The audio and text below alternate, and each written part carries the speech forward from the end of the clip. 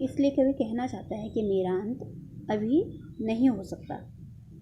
हरे हरे ये पात, डालियाँ कलियाँ कोमल गात, मैं ही अपना स्वप्न मृदुल कर, फेरूंगा निंद्रित कलियों पर, जगा एक प्रत्यूष मनोहर। कवि कहना चाहता है कि जो ये हरे हरे पत्तियाँ हैं, डालियाँ हैं, कलियाँ हैं, ये एक कोमल गाल के समान है। इनकी तुलना किससे की गई है? एक कोमल बच्चे के गाल से की गई है कि मैं ही अपना स्वप्न मृदुल कर, फेरूंगा निद्रित कलियों पर, जगा का प्रत्युष मनोहर। कवि कहना चाहता है कि जो नवयुवक अभी तक क्या हैं? सोए हुए हैं। सोए हुए का मतलब ये है कि उनमें अभी निराशा का भाव उत्पन्न हो चुका है, या वे अपने कर्तव्य के मार्ग पर प्रशस्त नहीं हैं, या वो अपने कर्तव्य के मार्ग से पीछे हट रहे हैं।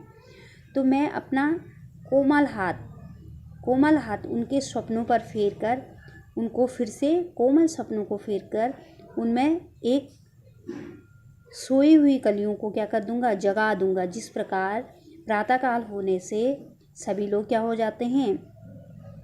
सोए हुए लोग उठ जाते हैं, उसी प्रकार कवि अपने कविता के माध्यम से उन निराशावादियों को और कर्तव्य के मार्ग से हटे हुए लोगों को क्या करना चाहता है? जगाना चाहता है।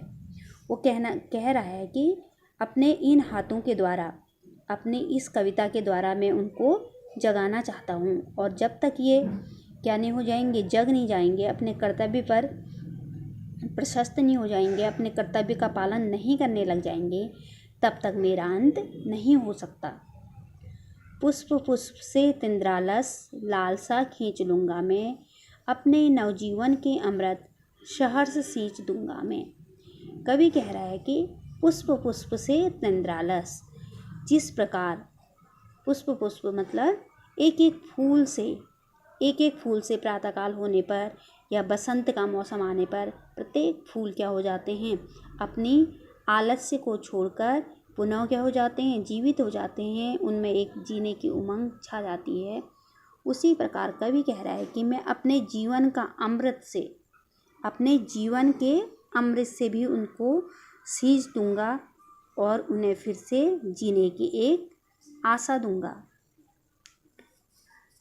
द्वार दिखा दूंगा फिर उनको, है मेरे वे जहां अनंत, अभी न होगा मेरा अंत। कवि कहना चाहता है कि जब तक मैं उनको कर्तव्य का मार्ग न दिखा दूं, किन्हें? नवयुवकों को, जो क्या हैं? अभी आलस्य और कर्तव्य के मार्ग से दूर हैं, आलस्य से भरे हुए हैं और अपने कर्तव्य के मार्ग से दूर हैं। तो मैं उनको क्या करूँगा? इस कविता के माध्यम से जगाऊंगा, और जब तक मैं उनको जगा न दूं तब तक मेरा अंत नहीं हो सकता। कवि कह रहा है कि मैं उनको उनके कर्तव्य के पथ पर पहुंचाकर ही दम लूँगा, चाहे मुझे अपने जीवन के अमृत से उनको क्यों न सींचना पड़े, चाहे मेरा जीवन ही समाप्त क्यों न हो जाए, लेकिन मैं उनको जगाकर ही रहूँगा। अब इसमें कवि ने बसंत का उदाहरण इसलिए दिया है कि जिस प्रकार अन्य मौसम में क्या हो जाते हैं? पेड़ पौधे सूख जाते हैं, पर बसंत का मौसम जैसे ही आने लगता है वैसे ही हर पेड़ पौधे क्या हो जाते हैं? हरे भरे, फिर से हरे भरे हो जाते हैं। उनमें एक नई जीने की नई उमंग आ जाती है, वे पुनः हरे भरे हो जाते हैं। उसी प्रकार कवि कहना चाहता है कि मैं अपने जीवन रूपी बसंत से उन सोए हुए व्यक्तियों को उनके कर्तव्य के मार्ग पर लाना चाहता हूँ, और जब तक मैं उन्हें उनके कर्तव्य के मार्ग पर ना ले आऊँ तब तक मेरे जीवन का अंत नहीं हो सकता।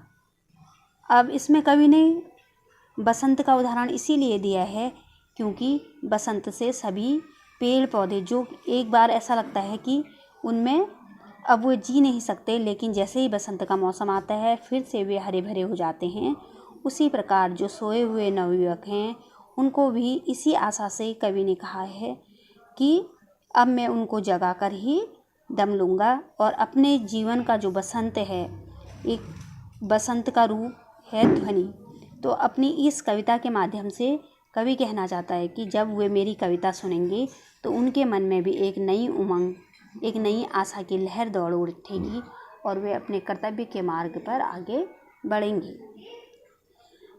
ओके, सब ये कंप्लीट हो गया। अब नेक्स्ट चैप्टर नेक्स्ट डे। अगर आप लोगों को इसमें फिर भी कोई डाउट होगा तो आप लोग मुझे फ़ोन करके या मैसेज करके मुझसे पूछ सकते हैं। ओके।